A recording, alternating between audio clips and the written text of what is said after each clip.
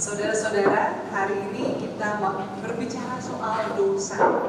Jadi kalau bicara soal dosa, seperti saya katakan tadi di awal, tidak semua orang suka bicara soal dosa. Dan memang kalau bicara soal dosa itu bisa dipakai untuk menakut-nakuti orang. Dosa, ntar masuk neraka loh. Ayo bertobat, ayo percaya sama Tuhan. Dan itu memang cara yang mudah. Tapi tentu bukan wujud kekristenan yang dewasa. Tetapi kalau kita bicara soal dosa, maka keberdosaan manusia adalah premis dasar kekristenan. Kalau kita tidak menerima bahwa manusia itu berdosa, seperti saya katakan juga tadi, maka kita tidak memerlukan penebusan dan keselamatan melalui Allah yang menjadi manusia dalam diri Tuhan Yesus Kristus. Cukup dengan kita menebus, entah mungkin dengan perbuatan baik, mungkin dengan amal, ya. Mestinya situ sudah bisa membalikan skor, membalikan keadaan. Oleh karena itu, ketika kita bicara soal dosa, ini adalah bagian dari teologi kekristenan. Nah, Bapak Ibu Saudara-saudara, tidak semua orang meyakini bahwa manusia itu berdosa. Tidak semua orang, dalam arti orang yang ateis, tentunya mereka tidak mengenal konsep dosa. Mereka mengenal konsep ilegal, immoral. Tetapi itu soal melanggar hukum, merugikan orang lain, atau perbuatan yang menjijikan. Mereka tidak mengenal konsep bahwa manusia itu berdosa dalam arti sudah rusak inherent. Agama-agama juga tidak semuanya memiliki konsep dosa. Contohnya Buddhisme misalnya tidak mengenal konsep dosa. Dalam Buddhisme tidak ada dosa karena tidak ada konsep siksa api neraka, dan tidak ada konsep taste Tuhan. Dalam Buddhisme yang ada adalah duka atau sengsara, dan itu disebabkan oleh pikiran. Makanya dalam Buddhisme konsep dosa yang paling mirip dengan dosa itu adalah unskilled thought atau pikiran yang tidak dilatih. Ya, jadi misalnya kita menderita sengsara karena kita menginginkan sesuatu. Sebetulnya yang salah adalah cara berpikir kita. Kenapa nggak belajar berpikir untuk detach, ya, melepas diri dari kenikmatan dunia, tidak usah menginginkan. Karena kalau kita nggak menginginkan, semua udah cukup, udah puas. Kita benci sama orang, kita marah, kita merasa disakiti, unskilled tuh, sengsara kan. Tapi kalau kita mengubah cara berpikir kita memahami, maka itu kita menjadi tidak sengsara. Dalam Hindu juga tidak dikenal konsep dosa seperti yang kita pahami. Yang paling dekat dengan konsep dosa dalam Hindu adalah papam. Konsep papam itu artinya seperti orang yang minum racun. Maka perbuatan berdosa adalah orang minum racun siapa yang merugikan diri sendiri.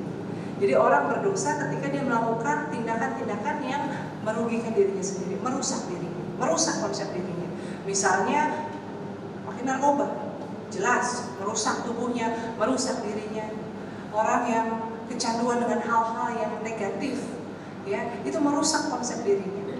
Orang yang suka gosip, itu pun juga merusak dirinya karena hatinya jadi penuh dengan kedengkian, ya, suka gibah, atau mungkin senang melihat orang susah. Karena gosip kalau isinya orang senang terus nggak seru, ya. Gosip itu biasanya, oh dia ribut loh sama rumah tangganya, ribut, ya, wah dia bangkrut, dia masuk penjara, apa gitu, ya. Tapi sebetulnya itu merusak, sebenarnya orang minum racun, merusak diri sendiri, merusak relasi dengan sesama, merusak juga citra diri kita. Ya, kayak misalnya tadi orang pakai narkoba, jelas, oh jangan deket-deket sama dia. Itu pandangan masyarakat. Atau kalau kita punya teman yang suka gosip, kita kan juga berpikir, ya, hari ini gosipnya sama saya. Kalau saya pergi terus saya yang digosipin, nggak mau deket-deket cuma gosip nih. Dosa itu sesuatu yang sifatnya seperti itu. Nah, dalam agama Semitis atau agama Abrahami, Yahudi, Kristen, dan Islam, maka dosa itu adalah, konsep dosa itu sebetulnya lebih ada dalam konsep agama Abrahami, yaitu ketidakpatuhan kepada Tuhan yang didasari karena lack of trust, tidak percaya. Ya.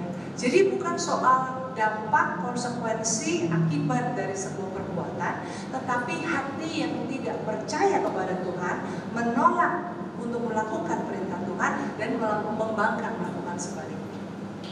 Adam dan Hawa jatuh dalam dosa karena makan buah yang dilarang. Ketika mereka makan, mereka mati nggak? Enggak. Mereka keracunan nggak? Enggak. Tetapi mereka dianggap jatuh dalam dosa karena Tuhan bilang semua boleh dimakan kecuali yang satu ini. Dan kenapa mereka makan buah itu? Karena mereka lebih dengar omongan ular daripada omongan Tuhan. Artinya mereka meragukan apa yang Tuhan katakan adalah benar dan baik. Itu kejatuhan manusia dalam dosa. Itu konsep dosa dalam agama Abraham. Namun saudara-saudara, tidak semua agama Abrahamik, Yahudi dan Islam memiliki konsep yang sama dengan kita dalam arti kejatuhan manusia dalam dosa. Kalau kejatuhan manusia dalam dosa itu ibaratnya kalau tadi Hinduisme itu memahami orang berdosa ketika dia melakukan sesuatu, ya, minum racun. Maka dalam kekristenan original sin adalah manusia lahir sudah mengandung racun dalam dirinya.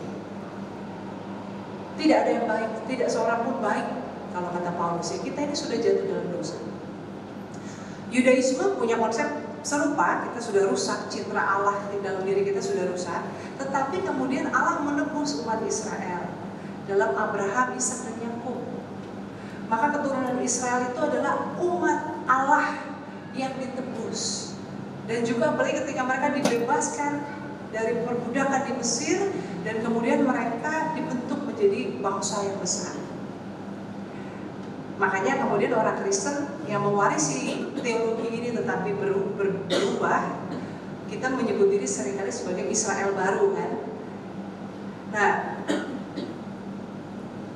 kelemahan atau bukan kelemahan, berhentinya teologi umat Israel adalah pada keturunan genealogi, keturunan turun-temurun dalam arti biologis. Memang nggak semua orang Yahudi itu adalah keturunan Israel, orang Ibrani. Ada komunitas Yahudi di Thailand dan di Ethiopia. Tapi yang menarik saudara-saudara, mereka ini juga termasuk orang-orang yang rindu ya untuk berkumpul kembali di tanah perjanjian. Jadi kalau saudara pergi ke daerah Palestina, Israel, saudara-saudara akan menemui orang-orang Yahudi yang berkulit hitam dari Ethiopia atau Asia dari Thailand. Tetapi mereka ini menjadi second class citizen. Karena secara keturunan mereka itu nggak punya keturunan Israel. Masuk bani mana? Maka itu kan Kekristenan mengatakan keselamatan itu untuk segala bangsa, bukan hanya untuk keturunan Yahudi. Tapi itu sebuah pergumulan yang berat ya. Kita tahu para rasul pertama-tama ketika Cornelius minta dibaptis itu Petrus sampai di sidang harus mempertanggungjawabkan baptisan Cornelius. Kok bisa baptisan untuk orang yang dianggap kafir, pagan? Nah, jadi konsepnya mirip, bahwa manusia berdosa sehingga perlu ditebus, tetapi mereka terbatas dalam arti suku, etnosentris. Dalam Islam misalnya ada konsep dosa, tetapi tidak diperlukan penebusan, melainkan neraca diimbangi dengan pahala. Manusia berdosa, tapi manusia bisa melakukan amal, bakti, bersedekah, tidak berbuat jahat, melakukan kebaikan sehingga pahalanya bertambah. Maka neraca itu jadi skornya bukan saja berimbang, tapi dosanya dikalahkan dengan pahala kebaikan. Karena itu nanti akan ditimbang di akhir zaman. Nah saudara-saudara, lalu bagaimana dengan kekristenan? Dalam kekristenan konsep dosa itu sesuatu yang inherent, original sin. Kita, kalau kata pemazmur, kita ini dikandung dalam dosa. Dalam dosa, sesungguhnya dalam dosa aku diperanakan oleh ibu. Jadi sebelum kita bisa nangis, gitu ya, kita adalah sudah berdosa. Makanya kita juga mengenal baptis anak. Karena keselamatan itu diberikan bukan ketika kita sudah bisa mengerti dan percaya, tetapi dalam relasi dengan Tuhan. Nah, saudara-saudara, bagaimana masalahnya ini kan kalau kita bicara soal sebuah ajaran, sebuah dogma, kita perlu ada pembuktiannya. Nggak cuma sekedar ada ayatnya. Ayatnya tentu banyak. Ya, tadi saya katakan dalam dosa aku diperanakan oleh ibuku. Bicara soal kejahatan manusia dalam dosa, keberdosaan manusia, ayatnya dalam kitab banyak. Tapi bagaimana kita memahaminya sehingga ini menjadi sebuah bukan sekedar konsep, tapi suatu realita yang kita pahami bersama. Nah, saudara-saudara, dalam sebuah temuan yang cukup mutakhir baru-baru ini, dipahami bahwa manusia itu ketika lahir, manusia itu punya setidaknya 200 sifat bawaan. 200 200 sifat bawaan ini sebetulnya kalau secara sains sesuatu yang netral, tapi kita sebagai masyarakat bisa melihatnya negatif ataupun positif. Misalnya ada anak kembar 3, lahirnya jelas bareng dalam kandungan yang sama, cara didiknya juga sama, diperlakukan sama, tapi yang satu misalnya pendiam, bertanggung jawab, yang satu tuh people person, ramah, suka nyanyi, muncul di depan, yang satu pemalu, sementara yang satu lagi nakal, bukan nakal ya, aktif ya, lincah, lari-lari. Padahal ini perut ibunya satu, lahirnya bareng. Nah, di sini kalau kita punya konsep misalnya bawaan orok ya, itu udah dari oroknya udah begitu tuh ya, udah nggak bisa diem. Atau mungkin orangnya sebaliknya pendiam, pemalu, kalau pakai baju putih jadi satu sama tembok gitu ya, saking tidak ketahuan ada gerak-geriknya gitu. Itu sesuatu yang bawaan. Nah, termasuk juga ini adalah sifat-sifat yang kemudian kita tidak inginkan. Saudara-saudara, memang ada masalah nurture itu juga sangat penting ya, nurture lingkungan, pola didik yang membentuk kita, tapi ternyata ada sifatnya nature. Ya, bisa ada sesuatu yang begitu inherent, begitu bawaan, sehingga kita sendiri nggak suka sifat itu dalam diri kita, tetapi ya itu adalah bagian dari kita. Makanya Paulus juga dalam doanya, Tuhan kalau bisa diangkat duri dalam daging ini. Tapi kata Tuhan, cukuplah anugerahku supaya dalam kelemahanmu nyata kuasa. Nah, saudara-saudara, ini menunjukkan bahwa original sin, sesuatu yang kedagingan, ikatan kedagingan itu adalah sesuatu bukan karena kita dulu dididik dengan baik atau dididik dengan tidak baik, bukan karena trauma, bukan karena apapun, tetapi sesuatu yang sudah ada dalam diri kita. Ada yang mungkin beruntung atau ya Tuhan mengkaruniakan lingkungan keluarga yang memulihkan, yang menolong, tapi bahkan banyak orang yang lahir dari keluarga baik-baik, besar di sana pun tetap punya pergumulan-pergumulan tertentu. Nah, oleh karena itu saudara-saudara, disinilah sebetulnya gambaran bahwa manusia itu memang inherently broken. Dan kalau dalam kitab Kejadian tadi kita melihat bahwa keberdosaan manusia itu membuat relasinya dengan Tuhan rusak, membuat manusia takut, merasa bersalah. Kalau misalnya saudara-saudara, saya katakan gini, saya ini punya karunia. Kalau saya ngobrol sama saudara, saya akan dapat penglihatan kehidupan saudara seperti film akan diputarkan oleh Tuhan. Saudara-saudara mau nggak ngobrol sama saya? Ate mau nggak? Kenapa Teh? Ya, takut ya. Apa yang dilihat sama Kak Pendeta Yola ini nanti lihat kan hal-hal yang cukup aku dan Tuhan yang tahu gitu ya. Saudara-saudara, artinya sebetulnya memang ada 10 hukum Taurat, tapi ada yang ke-11, jangan ketahuan gitu. Saudara-saudara, sebetulnya kita tahu bahwa kita ini semua punya dosa. Kita semua udah jatuh. Mungkin bukan dosa yang gimana-gimana, mungkin juga, aduh ntar ketahuan saya suka marah-marah sama istri di rumah. Aduh ketahuan ntar saya suka marah-marah sama asisten rumah tangga. Hal-hal yang kita tidak ingin orang lain tahu. Artinya, di hadapan kebenaran Tuhan, di hadapan terang Tuhan, kita menyadari bahwa kita ini berdosa. Dan saudara-saudara, itu juga membuat konsep diri kita dalam keberdosaan sulit sekali kita punya konsep diri yang sehat. Ya, entah kita menjadi terlalu arogan, atau kita menjadi terlalu minder, terlalu tidak merasa dia berharga. Kita merasa terlalu bergantung pada kekuatan dunia, atau sebaliknya kita nggak mau ngapa-ngapain. Jadi sulit sekali punya konsep diri yang sehat. Makanya di gereja kan kita bicara soal itu. Dan juga relasi kita dengan sesama betapa rapuhnya. Saudara-saudara, kita punya teman baik, punya sahabat, punya pasangan. Tapi bukankah orang-orang yang paling dekat dengan kita itu yang paling berpotensi mengkhianati kita, menyakiti kita? Begitu rapuhnya relasi antar manusia. Dan juga hubungan kita dengan alam. Betapa problematiknya.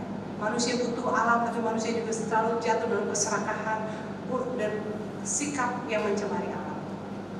Nah, oleh karena itu, kalau bisa diterima premis bahwa kita adalah manusia yang berdosa, saya mau mengajak kita untuk melangkah selanjutnya, itu dosa yang tidak dapat diampuni. Saudara-saudara, dosa itu ada 3 bentuk ya, kalau dari yang tadi kita udah bahas ya. Yang pertama committed sin. Committed sin itu dosa yang dilakukan. Sudah dilakukan, sudah merugikan orang lain, menyakiti orang lain, menjahati sesama kita. Yang kedua potensial sin. Potensial sin itu kita mungkin nggak ngapa-ngapain, tapi ada potensinya. Tadi apa? Contohnya tadi kesombongan. Kita mungkin nggak menghina orang, tapi dalam hati kita melihat orang tuh dari atas ke bawah. Mungkin dalam hati, tapi itu potensial sin. Atau keserakahan.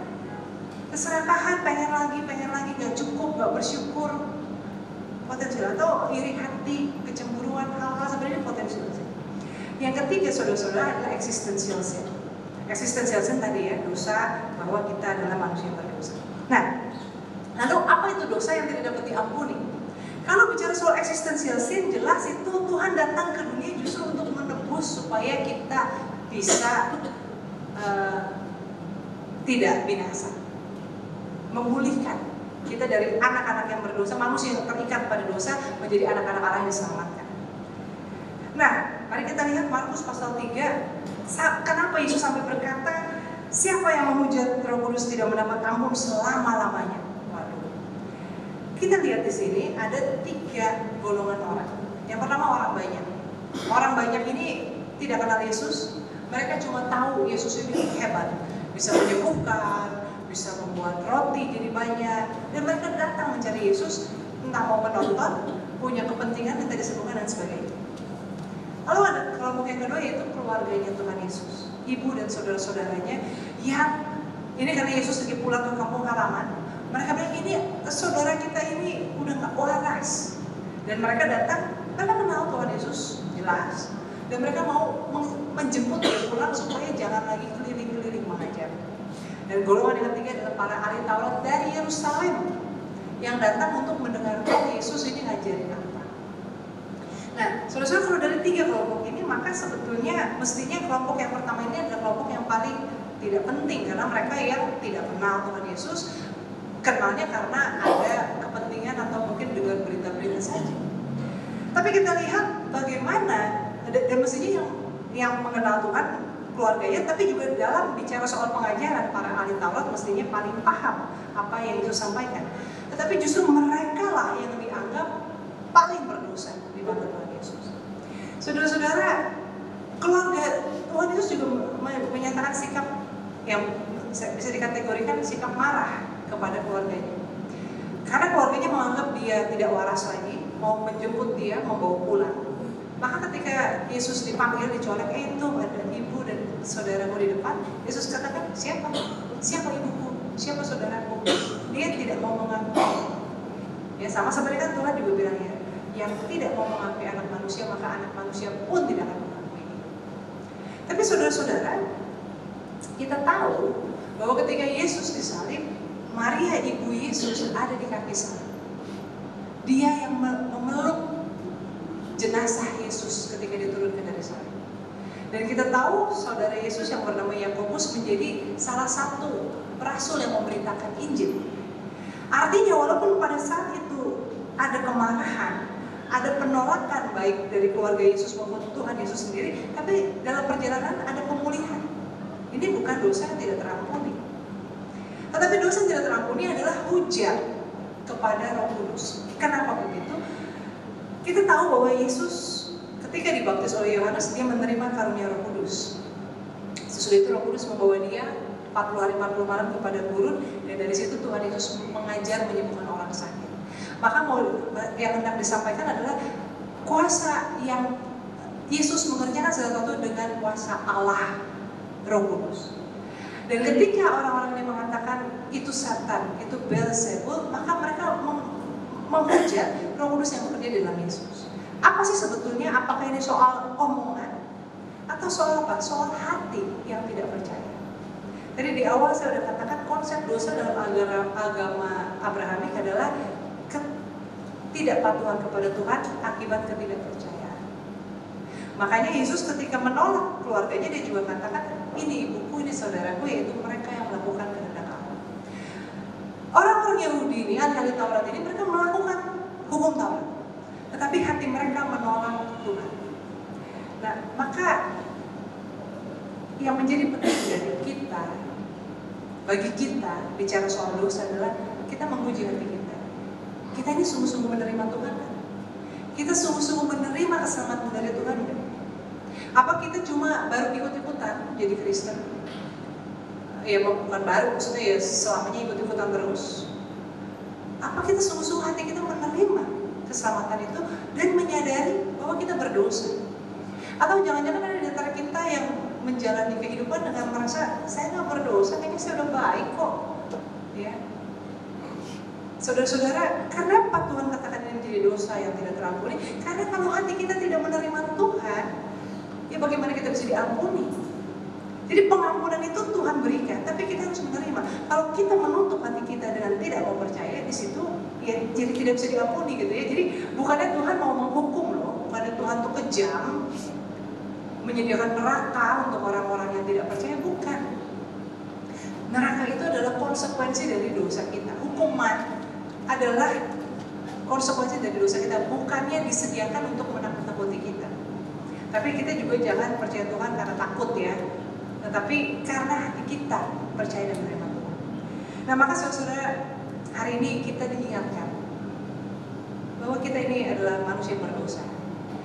Tetapi dalam kegelapan itulah terang kasih Tuhan menjadi sangat nyata, bahwa dalam keberdosaan kita Tuhan datang menjadi manusia, menebus dan menyelamatkan kita.